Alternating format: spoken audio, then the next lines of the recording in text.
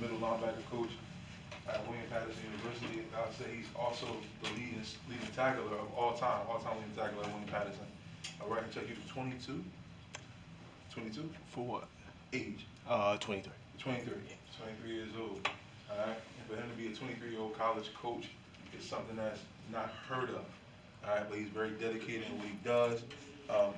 To be one of his coach for my first year at William Patterson, he's very dedicated. Y'all have something in common. He's a William Patterson alum as well. So definitely, he's definitely a good young man. He calls still to this day. He's a coach with me, so he's my equal. He can call me Jalil anytime he wants, but he doesn't. He still calls me coach. Like right, he's like, hey coach, what's the address, coach? And I'm like, Chuck, you can call me Jalil now. But he's a humble young man. He works very hard, and he just wants to give back to the youth, and just motivate you guys and through whatever he can and whatever he can to help. So without further ado, Mr. Charles Faulkner. Coach D, thank you for the opportunity. Of course. So I'm just going to talk a little bit about myself and how to incorporate that, talking to you guys as well. So a little bit about me. I graduated from Carteret High School in 2014. My initial plan was to, go to Wagner College, be a walk-on over there. So it was a little difficult for me when that didn't happen for me. I was only there for 3 days, didn't work out for me relatively well, and I'm back home. And you're hearing the stories, everybody's saying, oh, the mighty Chuck, the mighty CF3, he's back home, he's a college dropout, he's not doing what he needs to do, he's back home doing, everything else that he shouldn't be doing. But that's not the mission that was set for me. Yeah, that was a setback for me, but what I initially did was I did go to a community college, that was one. I went to a community college. After that, what I did is I decided that I was going to train to come back to play football. It wasn't a Division I school, it wasn't a Division II school, but it was a Division III school. I went there in 2015. That's when I was introduced to William Patterson University. I did not know that 4 years from now I would be considered an all-time career leader tackling there. Also, I didn't know I would be a 3-year captain there. Also, I didn't know that I'll be a 3-time all-conference selection there. Now, it wasn't only just about, the sports aspect too. Because, a person that looks like me, they only expect you to just dominate in sports. They think the only way that we have out is just sports at the end of the day. I made sure that the same effort and the same grit that I put into the field was also going to be implemented into the classroom. I graduated from William Patterson with a 3.701 GPA to make sure that I wasn't going to only be known just for, my athletic abilities, but also I have a mindset. So what I want to talk to you guys about today is like 3 different factors that's going to help you to stay motivated. First factor I want to talk about is family support. A lot of people don't really use that. A lot of people don't incorporate the family support. But for me, one thing that got me through a lot of adversity was my mother. There was instances where, I came back home, hearing the stories, everybody saying I'm dropping out, I'm not doing what I need to be, I'm going to be the next person that's still going to be in my hometown, doing nothing. My mom was always in my ear telling me that you ain't have to listen to anybody else. You got a goal. Yes, it was a backup plan. It was a step in the wrong direction, but you're still going to move forward. Always keep my mom in my back pocket. Can you tell me a little bit about the social support that you guys have? Just throw any names out there from any family members, anything like that. Throw a name out there? Yeah, like a mother figure, anything. So yeah, me, I use my mother. My mother was always there for me since since I was born. But she was always there, just supporting me then in and then out. Also, it comes down to the social support. Just like Coach T was saying, you gotta take a look to the left of you, take a look to the right of you. This is your social support right here. Have none against the people that's not on this basketball team with you. But you have to evaluate the people that you consider friends. Me, I don't have any friends. The only people that I consider friends that's not my blood is brothers. I consider them brothers because those are people that's going to help you out in those are the people that's going to help you out in certain situations, in certain circumstances. Friends, they won't help you out in those circumstances. You find yourself in trouble, you're wondering where your friend's at. But a brother or a sister, that's somebody that's going to be there for you thick through thin. Also, it comes down to doubt. As I said to you guys come from the same circumstance. I come from Carteret, New Jersey. A little different from your circumstances, but still the same. You guys from Hillside. From the moment you leave these doors, a lot of people just thinking after you graduate, some people think that you're not even going to graduate.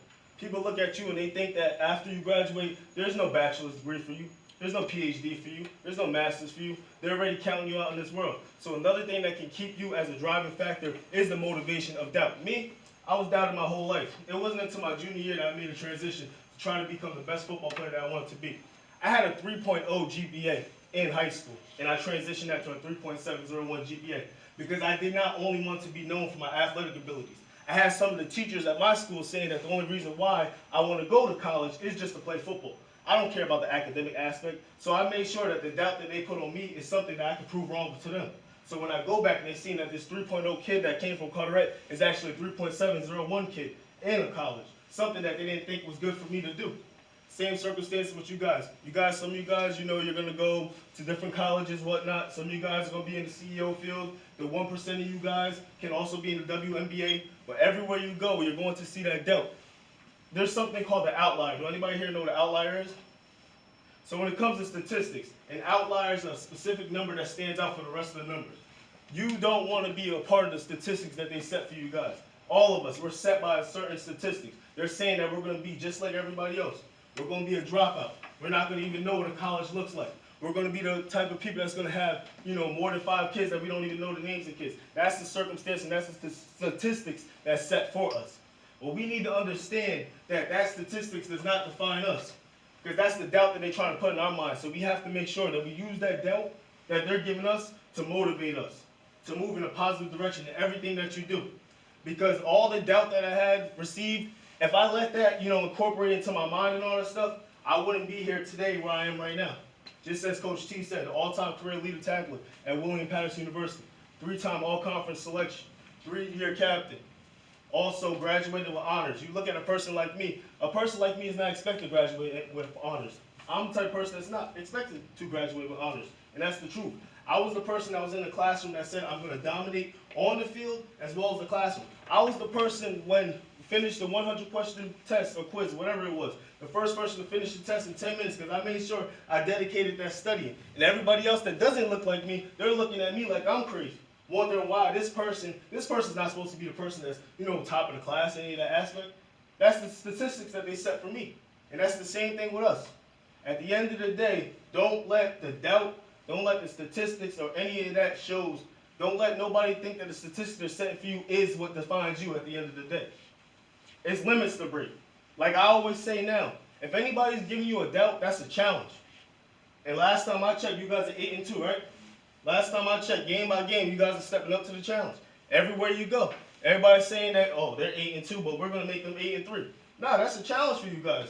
Y'all want that third loss, right? No. At the end of the day, everywhere y'all go is a different challenge. So it comes down to a lot of things you got to do. First aspect comes down to being on time. Me, I was only late my whole college career, 4 years. I was only late one time. The reason why I was late is because so happened my charger broke, and I woke up in the morning, my phone was off. And I had to run from, Hillside Hall? I had to run all the way from Hillside Hall to Whitman Gym in 5 minutes. And that was the only time my freshman year that I was ever late on campus. And I didn't give the excuse. I told them straight up. I own up to that. I didn't even say to the coaches that, my phone went off. No, I ain't got that excuse. No, that was on me. I owned up to that. Yeah, technology failed me at the moment, but I owned up to that. Got to come down to being on time. It got to come down to dedication. I look at all you young women right now. Coach T, he talks about you guys all the time. Very dedication. While we watching film, sometimes Coach T always talking about the basketball team, whatnot, because he cares about you guys. And that same effort and that same sacrifice that Coach T gives to you guys, make sure that's the same effort and the same sacrifice that you're giving to him on the court. And continue to dominate and continue to move in a positive direction. Guys, I'll give my contact information to Coach T if you want to reach out to me in any aspect like that. I was also a tutor at the school, whatnot. And I really thank you for the time for talking to me. Ladies, we did miss, and I don't know how he missed it, but his mother was at every game in the cold. Like in the cold. William Patterson get cold. It get be in the mountains.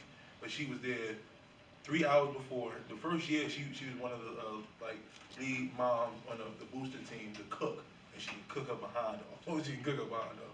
But she, and that reminds me of Jazz mom, of being so involved.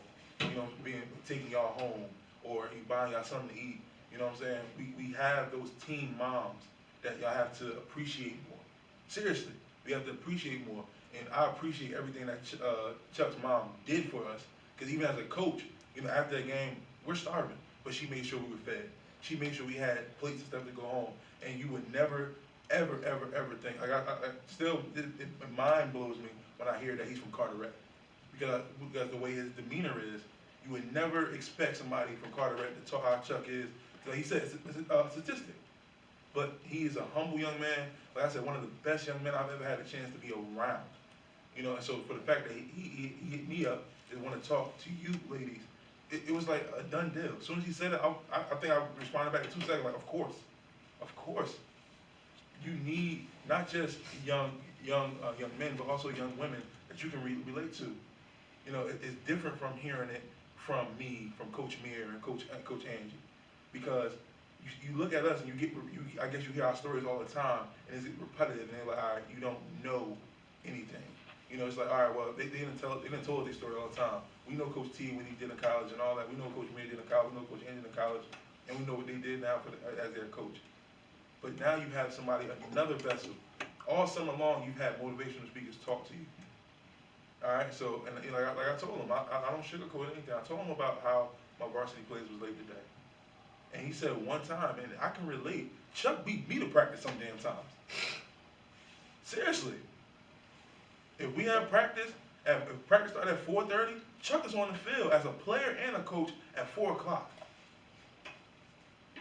Literally. Like he's never been a me guy. He's always been a we person. No, me and myself and my brothers are going to do better. This man was on an 0-10 team. My first year was on an 0-10 team, and you would have thought he would have been every game. Every game we kept losing, we lost. But every game he gave his life to that game. That's what I mean. Sometimes he would be walking off the field with no energy. That's what I tell y'all. He played every down like it was his last. Every play on the court, you have to play like it's your last. You have to. So I'm glad that he's here. I'm blessed to have somebody like that in my life. Seriously. And I coached him. You know what I'm saying? And I coached him. But the fact that he's 23 years old, the guy is married, and he's working on himself. He's going to get, he's in school still to get his master's. You understand what I'm saying? He's not stopping. That's my thing. He's not stopping. He's looking for the other avenues for income of his own platform. He's an entrepreneur. I don't even know if you know that. You're an entrepreneur. You're grown for that for yourself. You know, he's looking for other avenues, but somebody that is always like literally, oh, now, if I'm going through something, he'll give me some words of confidence, words of motivation. But like he said, you can look to the left of you and the right of you, and I have to agree. Is this person to the left or to the right of you your sister? Because guess what? We can't have friends on this team. We need sisters to go to win the conference. We need sisters to win the county. We need sisters to win the states. Because if you can't depend on Ashley, if Ashley's in the if you in a jump and then bond and Ashley can't help you, that's not your sister. All right. Like I said, we short right now. We'll be 17 of y'all. And we sure we got about 14 in there, 13 maybe. But the thing is though, ladies, please take heed in the people that come and talk to you. This is one of the best talks that I've seen and heard as a coach since summertime. Literally, it really is. You guys have so much potential, and you really need to really before he leaves, think about asking a question. Literally, think about it. And no, look, what I tell you, the only question that's dumb is the one that's not asked. Listen, you have him here.